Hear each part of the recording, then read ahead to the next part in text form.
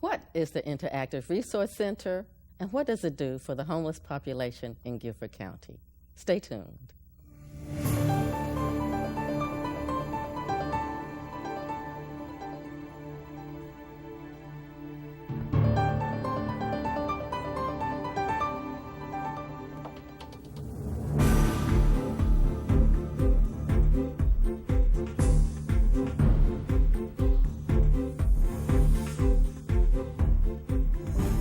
TCT presents Public Report, a look at the issues and events of importance to our viewing area. Now, here's your host. Hi, I'm Sheila Pulliam, and welcome to Public Report.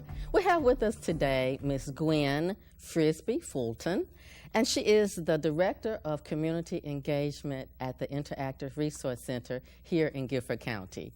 Gwen, welcome to our program. Thank you, thank you. It's an honor to have you here today, and let's get started because the Interactive Resource Center does a lot for the homeless population here in Guilford County. So can you tell us the history of the organization? Of course. The Interactive Resource Center, its roots really show and exemplify how we're organized today. The IRC started in the winter of 2008 and 2009 when it was supposed to be a particularly harsh and cold winter. It was also in the midst of the economic downturn, and the homeless population was shifting. Poverty was growing in the suburbs of Greensboro, and the population was expanding and new people were becoming homeless. So the IRC started as an all-volunteer run temporary program that operated out of 2 rooms in a church. And it was supposed to just stay open for that winter, but once we built it, we realized the great need for a day center for individuals who are homeless, and we just never closed. So it started with 2 rooms in a church. It did. Oh my God. And so now it has grown significantly. Absolutely. In the beginning, we were seeing about 40 people a day. We knew that that need was there. We knew that population needed a place to go. Greensboro has a great shelter network, but people who stay in the shelters usually have to leave those shelters pretty early in the morning and can't return until nighttime.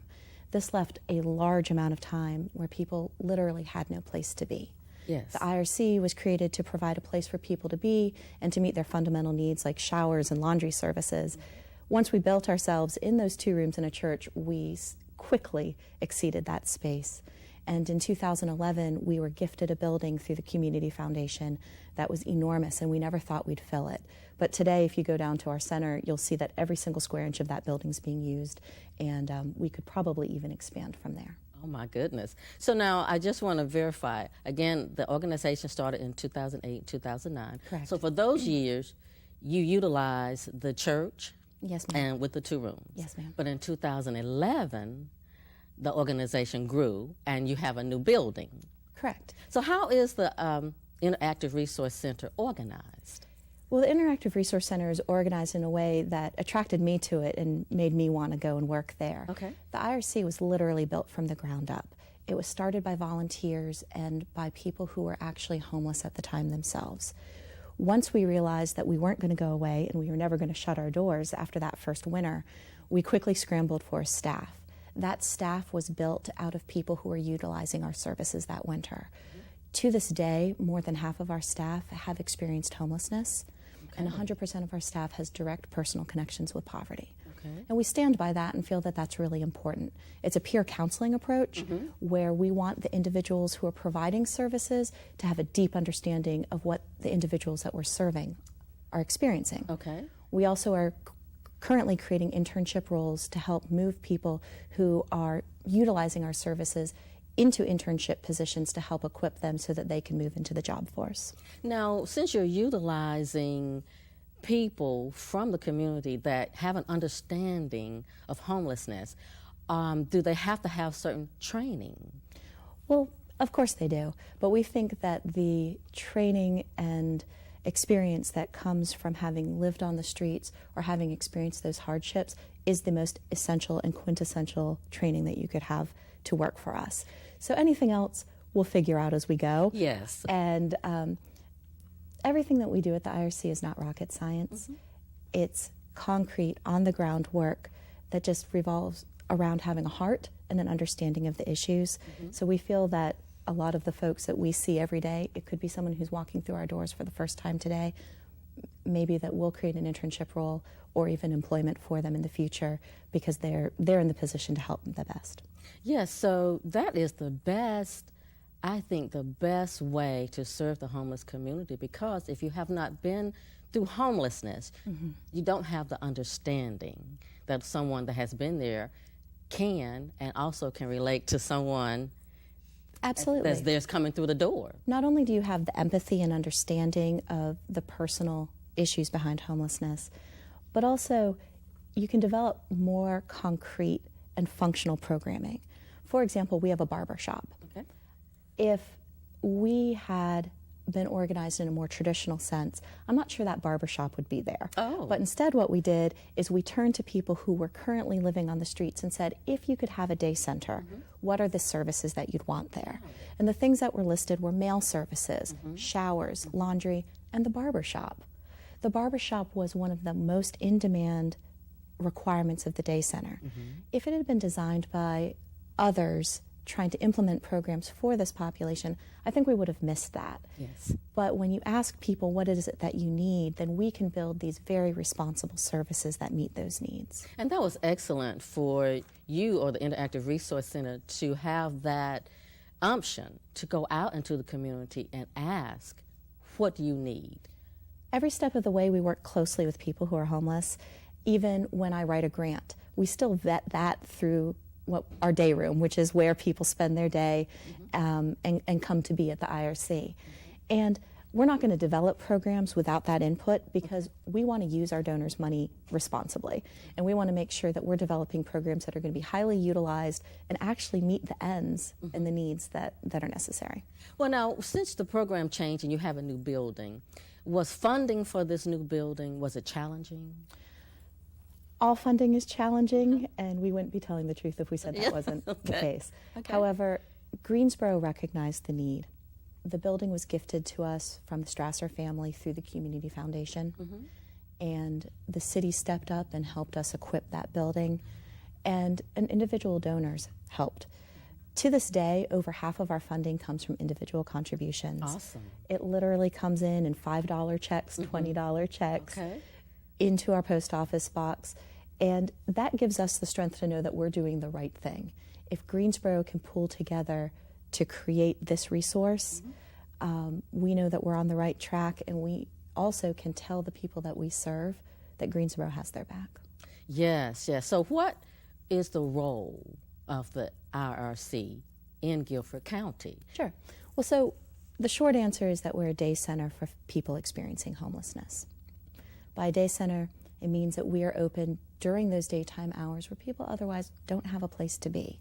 Unfortunately, when you fall into homelessness, so many of your actions are criminalized. Our guests often get charged with trespassing, loitering, things along those lines. And there is no public place just to exist. Okay. So one of our services is actually providing a space where that community can be and grow into itself and experience each other. But we also provide fundamental services: showers, laundry, mail services, medical services, a jobs program, a computer lab, and a large array of other programming.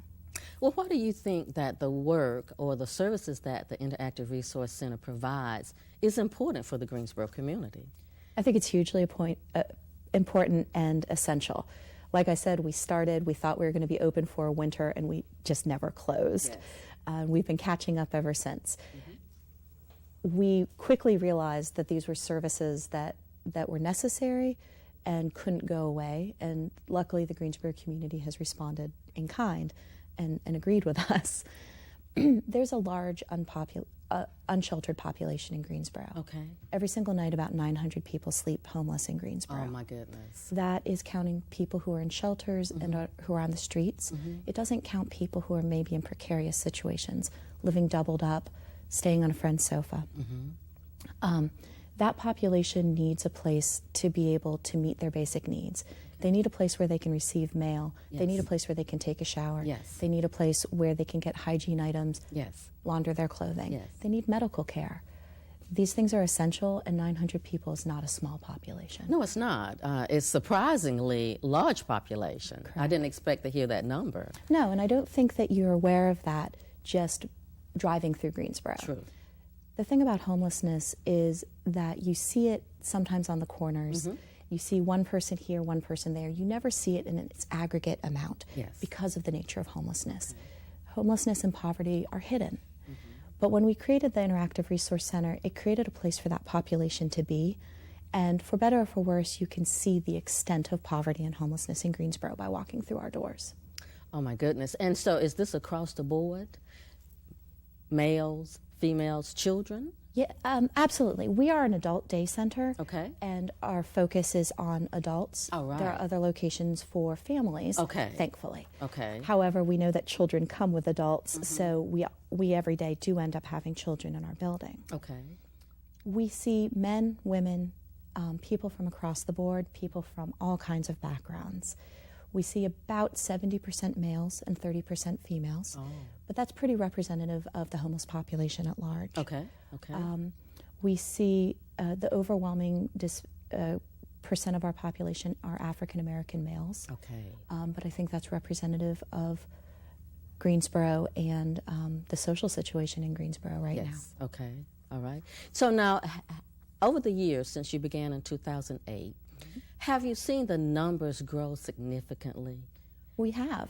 We grew from seeing about 40 people a day when we were in those 2 rooms to seeing now an average of 220 people every single day coming into our building. Wow. And they're coming in for our services. One neat thing about the Interactive Resource Center is that we meet people where they are.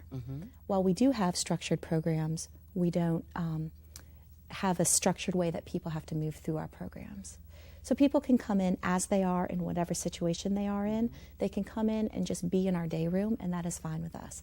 We will gently encourage them as we get to know them to maybe utilize some of our programs, but certainly nobody would be removed from our programs because they aren't progressing.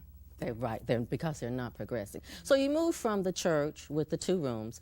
What's your approximate square footage of the building that you're working out of right now? I couldn't tell you off the top of my head. The building has a neat history. Okay. It was the Southern Plate Glass Window Company, and it was its warehouses. So the building has been converted from 2 very large warehouse spaces into this facility. Like I said, we have so many partner programs that are operating out of our facilities now, and we're seeing over 220 people a day. We are literally using every square inch of that square footage, and including the parking area and our edible gardens that surround our building. So you have a garden as well now. Are the participants responsible for the garden? Absolutely. In all of our programs, our guests are involved. Okay. There's no program at the Interactive Resource Center that doesn't utilize the expertise and experience of people who are homeless. Which helps people to grow as well and give them other interests and open up other interests for them. Absolutely. When I said that we don't have a tracking system for moving our guests through our programs, what we do have is a lot of community. Okay. And we have people help in the gardens. Our gardens are maintained by individuals who are homeless, and they can harvest out of them. Our bicycle program is maintained by community volunteers and folks who are homeless. Okay. Whenever we serve food at the IRC, it is created by community volunteers and cooked by folks who are currently homeless. That's where magic happens. That's where we learn about people's skills, their loves, and can introduce them to other community members. That's how jobs are born. That's how connections with local churches are born. That's how people are brought back into community. Awesome. And we will be right back with more of the Interactive Resource Center.